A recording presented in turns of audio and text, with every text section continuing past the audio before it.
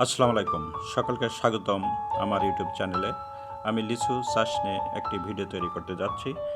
এখন দেশে লিচুর মৌসুম, সারা দেশে বিভিন্ন জাতের লিচু চাষ করে থাকে চাষিরা। তার মধ্যে ঈশ্বরদী লিচুর জন্য অতি পরিচিত একটি জায়গা, যে জায়গাটি পদ্মা নদীর তীর ঘেঁষে অবস্থিত। চলুন দেরি না করে চলে যাই মূল পর্বে। ভিডিওটি তৈরি করার জন্য আমি কয়েকটি ভিডিও লিচুর বাগান থেকে ধারণ করে রেখেছি। আর এখন দেখা যাক ভিডিওটি। দেখেন, এখানে প্রচুর পরিমাণ লিচু দেখা যাচ্ছে। কৃষকরা এই চাষের জন্য খুব খুশি এবং ভালো দাম পাবে বলে তাদের আশা। তাদের সাথে কথা বললাম, তারা খুবই খুশি। আর এই চাষের জন্য তাদেরকে অনেক পরিশ্রম করতে হয়। এই যে লিচু ধরে রাখার জন্য বিভিন্ন ধরনের বিষ প্রয়োগ বা স্প্রে করা হয়।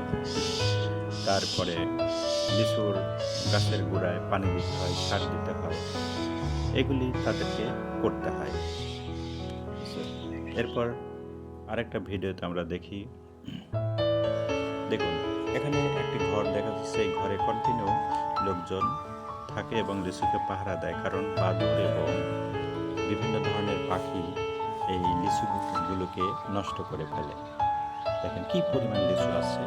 আর এই বাঁশগুলি দেখা যাচ্ছে পরিমাণ লিচু আছে, যেটা ডাল ভেঙে পড়ে যাওয়ার উপক্রম। এই জন্য বাঁশ দিয়ে ওটাকে সাপোর্ট দেওয়া হয়েছে। ভিডিওতে যাই, আমরা দেখি। দেখুন এখানে কত সুন্দর লিচু ধরে আছে, কত সুন্দর দেখা যাচ্ছে, লাল টকটকা।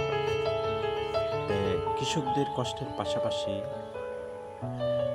আমাদের কৃষি বিভাগের লোকজন যদি কৃষকদের এই লিচু চাষের বিষয়ে সহযোগিতা করে, তাহলে তারা আরো অনেক উপকৃত হবে।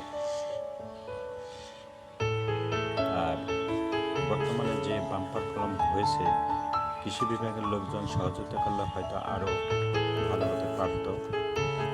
অক্লান্ত পরিশ্রমের পাশাপাশি কৃষি বিভাগ সহযোগিতা করলে কৃষকরা যেমন উপকৃত হবে, তেমনই আর্থিক হিসাবে তারা সচ্ছল হবে। দেখুন কি সুন্দর ধরছে, কত লিচু আছে, আশ্চর্যের বিষয়। খুবই ভালো লাগছে। বাগানে ঢুকলে মনে হয় যে শুধু দেখি, বা একটা লিচু গাছ থেকে নিয়ে খাওয়া যে কি আনন্দ, সেটা বাগানে না আসলে বোঝা যাবে না। যাক, ভিডিওটা বড় করতে চাই না। সবাই ভিডিওটা দেখবেন, সাবস্ক্রাইব করবেন, শেয়ার করবেন। পরবর্তী ভিডিও দেখার জন্য আমন্ত্রণ জানিয়ে এখানেই শেষ করছি। আল্লাহ হাফেজ।